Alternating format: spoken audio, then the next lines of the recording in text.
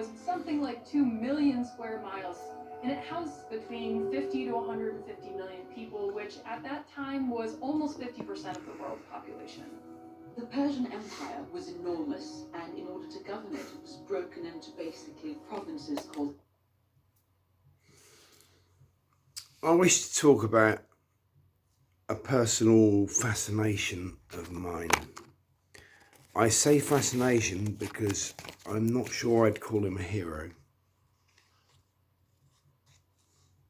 Alexander the Great of Macedon.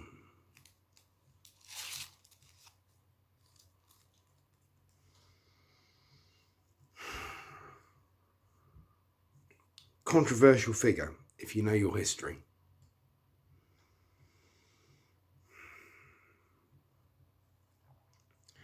Educated by Aristotle.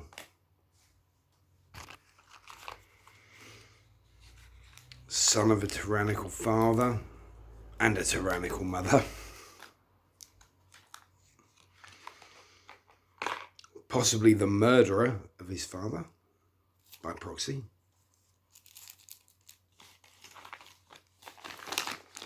Many theorize that when he conquered Egypt, he had himself declared the son of Zeus Ammon.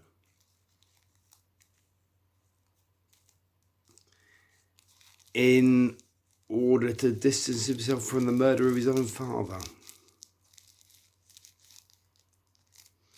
Because he didn't murder his father. He murdered the mortal that married his mother.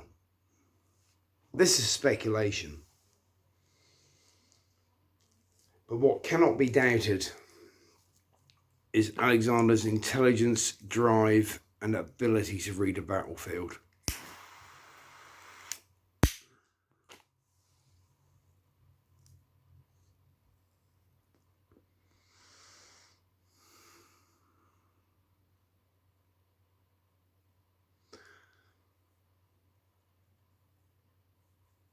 We have had quite a few dramatizations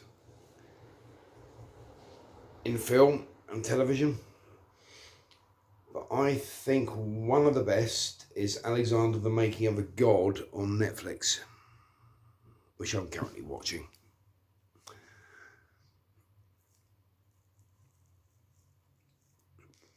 The Oliver Stone movie with...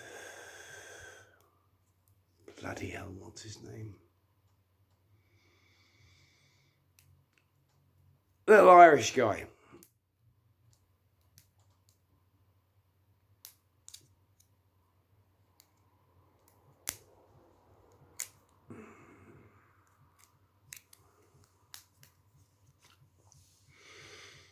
Oh, my brain's screwed.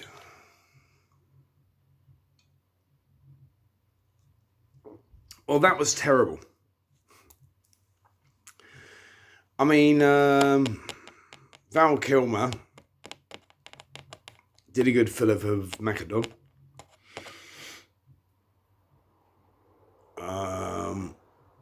Angelina Jolie is his mother. That was terrible.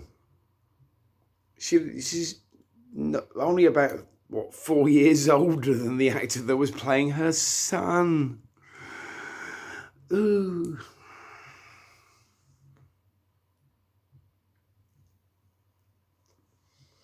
Not quite as dodgy as Braveheart, in which the stunningly attractive Sophie Marceau played the princess that apparently Mel Gibson's William Wallace had an affair with. This princess historically was about 11 or 12 at the time.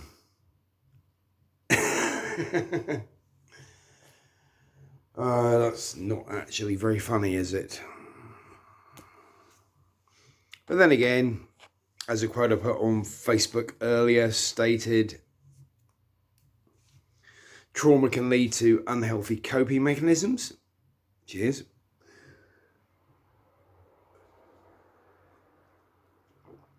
And, damn it. a very dark sense of humour.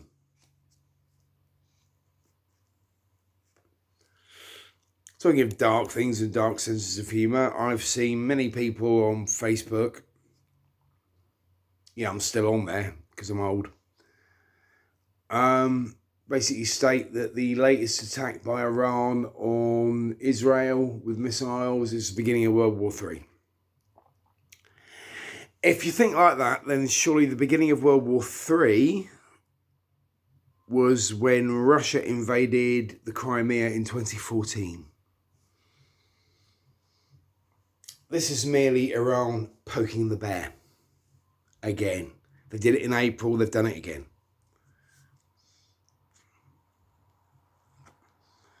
The fact that more damage was caused by several gunmen in a major Israeli city, I believe it was Tel Aviv.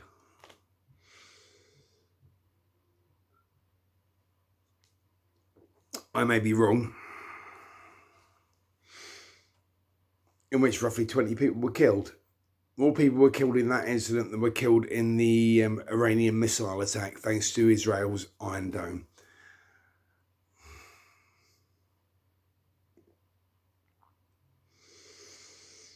I'm torn on that. I'm going on a massive tangent, as usual. I'm sure you're all used to this.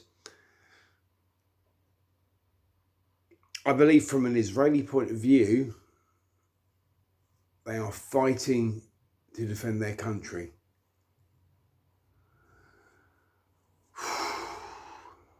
But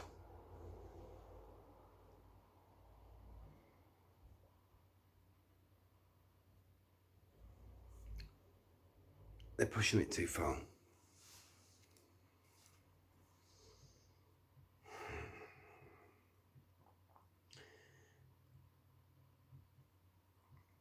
They are very American in their methods. They will level a street to dig out a sniper. And what about the civilians involved? What about the people cowering in those apartments? Regardless of whether they supported Hamas, Hezbollah, etc., etc. Regardless of that, put yourself in their position.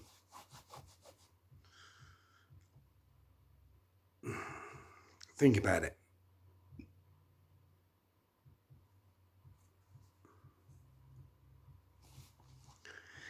The IDF do not give a shit about civilian casualties. And in a purely logistical military way, they are right not to do so because of who they're fighting against. Hezbollah, Hamas, they will insinuate themselves into the civilian population and use them as shields. And Israel have basically said, fuck that. No mercy.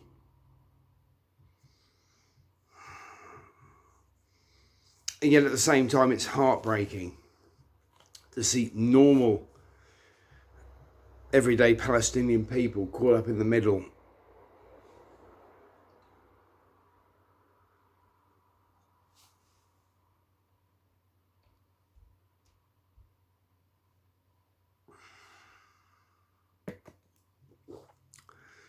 But that is the face of war.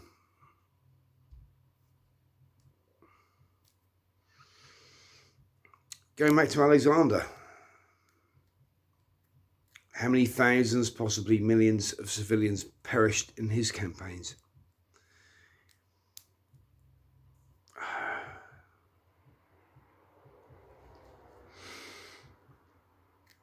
You go from Alexander to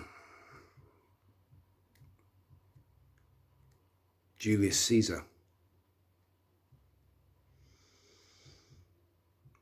His campaign against Gaul, modern day France, basically.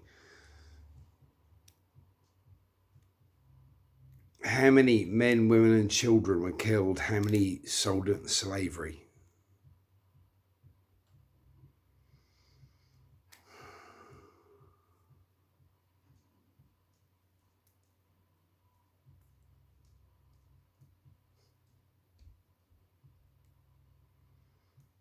and yet the world carries on. Great men make their mark through blood, slaughter, and achievement.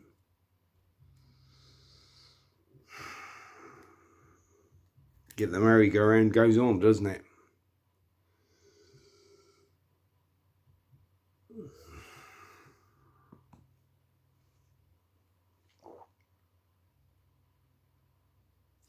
Hang on, I'm British. So I have to talk about British heroes, don't I? Let's start with the mythical. King Arthur. Did he exist? Debatable. Is he at the central core of British mythology? Not English, because he's originally Welsh. Of course he is. Arthur is one of our strongest enduring myths. Arthur, Excalibur, Merlin, Guinevere, Morgana Le Fay. They are at the core of British mythological belief. The idea of the king that once was and will be again. The idea that Arthur will rise with his knights when this country needs him again. Well, it didn't happen in World War I or World War II, did it? Obviously, we didn't need him then.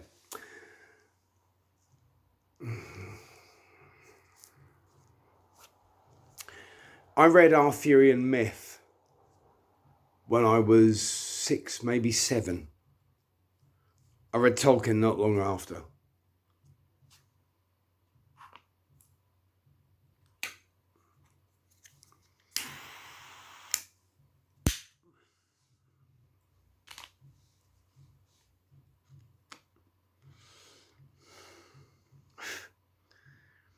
I believe it's an important myth. I mean, I've been to Arthur's and Guinevere's grave in Glastonbury, which of course was an invention. Basically, Edward I of England, Edward Longshanks in Braveheart, the villain. In actual fact, he was one of the finest medieval kings of that era. He was a consummate diplomat, a very fine general, and he knew how to rule. But I think it was mostly learnt from hard lessons he had as a child and from his mother, who was a very powerful woman.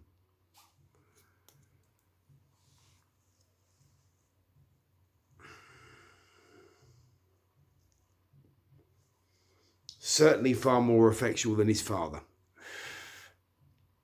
His mother, I mean.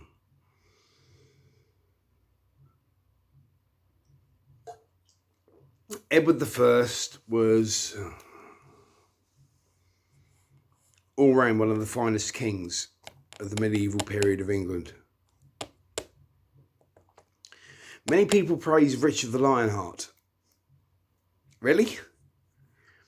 A man who in his 10-year reign in this country spent 6 months here, basically bankrupted the country through his wars and being held prisoner in a Turkish prison.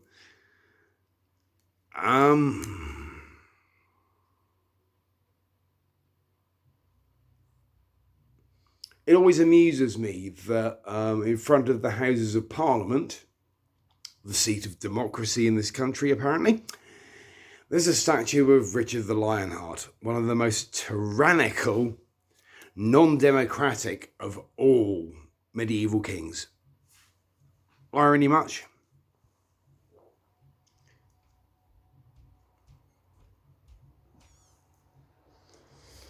So maybe rather than about Alexander the Great, this should be about historical figures I take note of. Yes.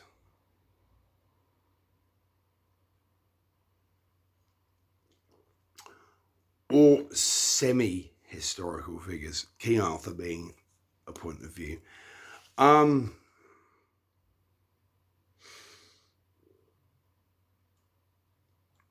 As far as I'm concerned, the only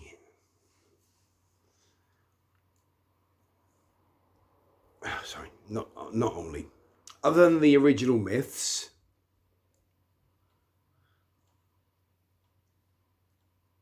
the best interpretation of Arthurian myth in literature is probably Bernard Cornwell's Warlord trilogy.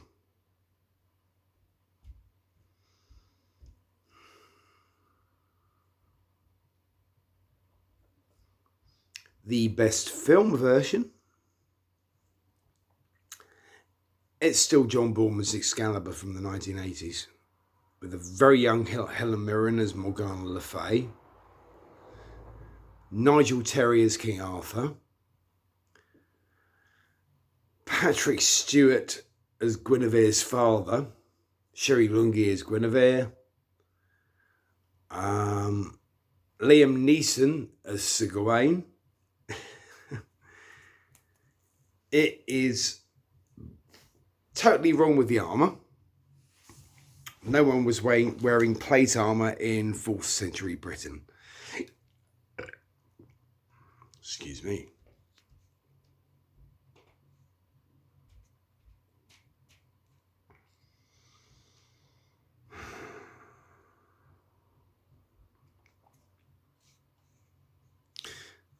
Yeah, Julius Caesar. Random stream of thought, but you're used to this, aren't you? One of the most memorable things to me that was ever said was the night before Julius Caesar's assassination. He was at a dinner party, and apparently the talk got around to death. And someone posed the question, what is the sweetest kind of death? To which Caesar allegedly replied, the kind you don't see coming.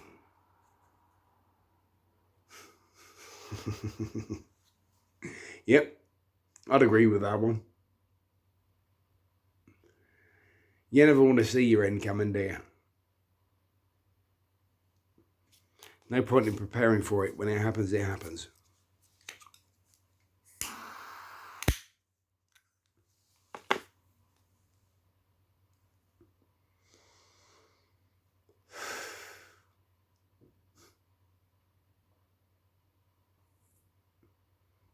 It's inevitable.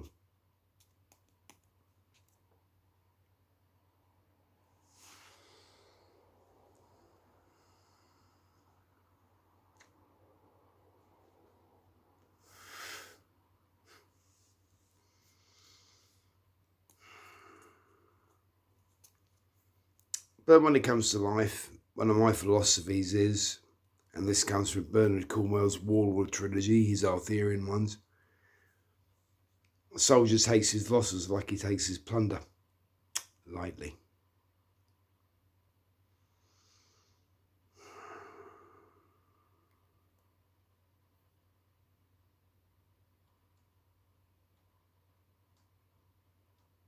I've rambled for nearly 20 minutes now, haven't I?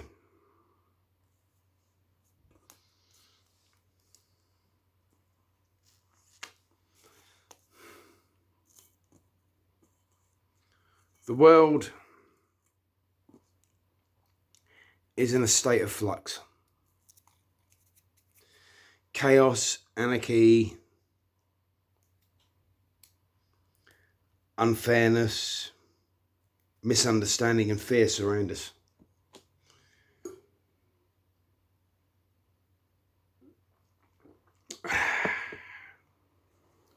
We cannot stop that.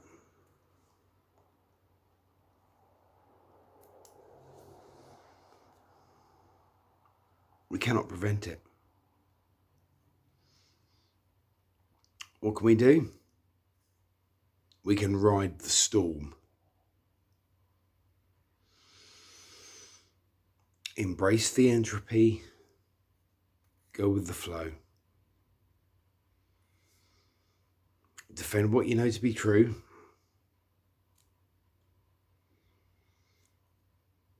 Never give up. I've come close, but don't do it. Keep fighting to survive.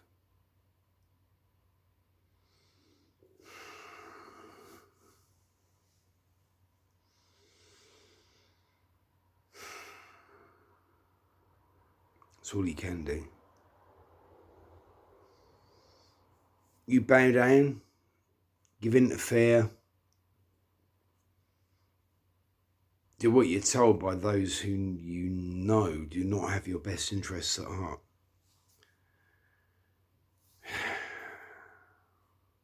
You're merely hastening the end.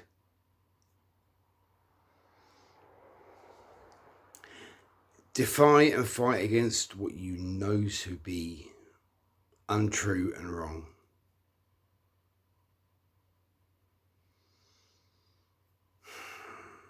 Never give up that fight.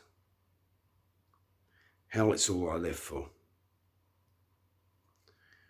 Without the fight, I die.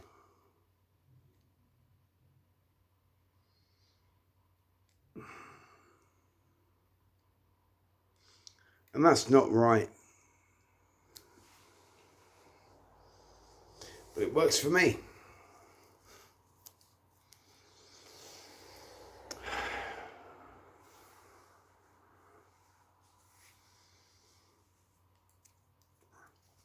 I, unfortunately, thrive on conflict, on opposition, rebellion. Call it what you will.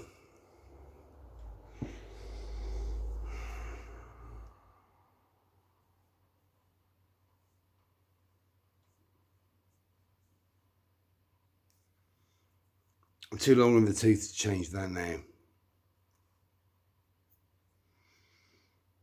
And I will continue to fight for what I believe is right. That's all I can do. There's nothing left. But unless we stand up for what we believe in,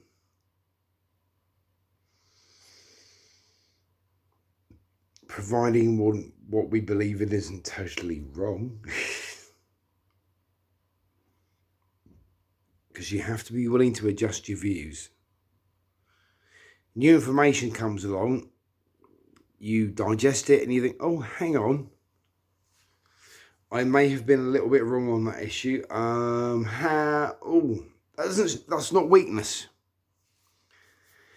Being able to change your point of view given new information is a strength, as far as I'm concerned. How can it not be?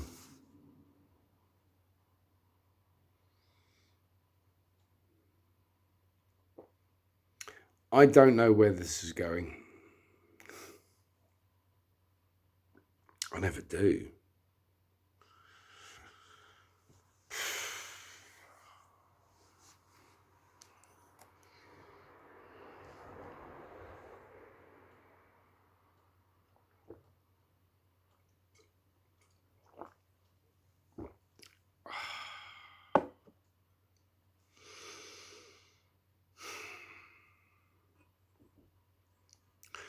The world at the moment is a scary place.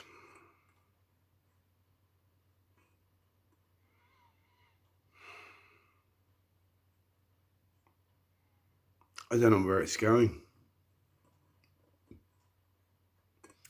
But all is entropy and chaos, and we just have to embrace it. And this, if anything, is the message I'd like to end on. Roll with the punches.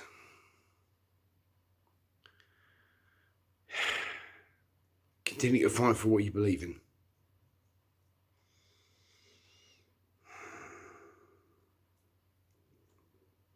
And never give up.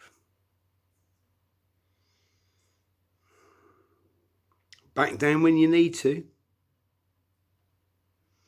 Pick your hill to die on. Don't do what I used to do. Go, yep, every time you come into conflict, think this is my hill to die on, because it's not. Sometimes you've got to back down and you've got to retreat. There's no shame in it.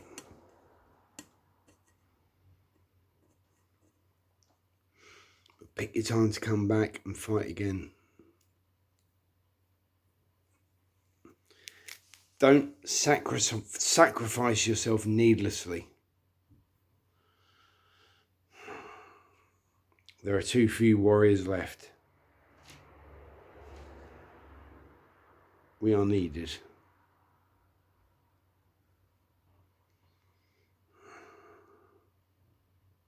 So don't give up, basically.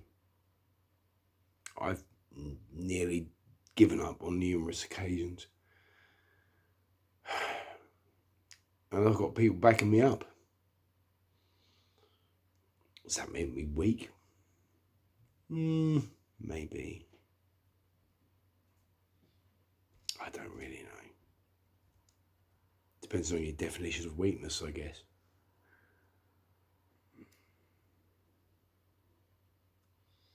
Keep fighting.